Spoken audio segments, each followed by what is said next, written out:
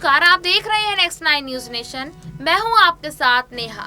Air force में हाल ही में शामिल किए गए 36 राफेल जेट एक बार फिर सियासी अटैक हुआ है।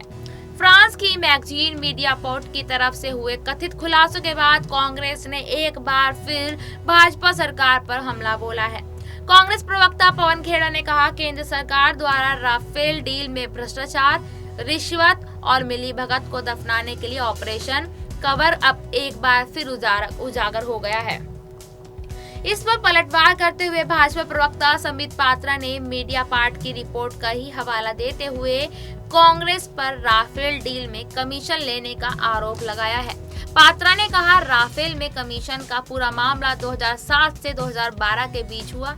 इस दौरान देश में यूपीए की ही सरकार थी, उन्होंने इस पर कार्रवाई क्यों नहीं की? खेड़ा ने कहा कि सरकार ने राष्ट्रीय सुरक्षा का बलिदान दिया है, भारतीय वायुसेना के हितों को खतरे में डालकर देश के खजाने को हजारों करोड़ का नुकसान पहुंचाया है।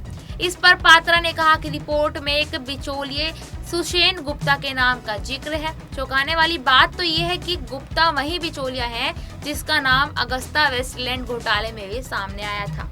पात्रा ने राफेल के मामले में 40% तक कमीशन वसूली का आरोप लगाया।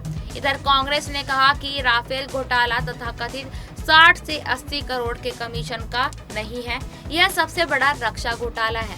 कांग्रेस यूपीए की सरकार ने अंतर्राष्ट्रीय टेंडर के बाद 526 करोड़ रुपए में प्रौद्योगिकी हस्तांतरण समेत एक राफेल लड़ाकू विमान खरीदने के लिए बातचीत की थी।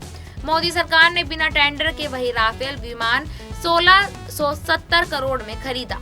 इस तरह 36 जेट की लागत में अंतर करीब 41,205 करोड़ रुपए है।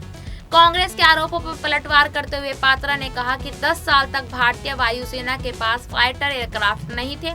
10 साल तक सिर्फ समझौता किया गया और डील को अटकाए रखा गया।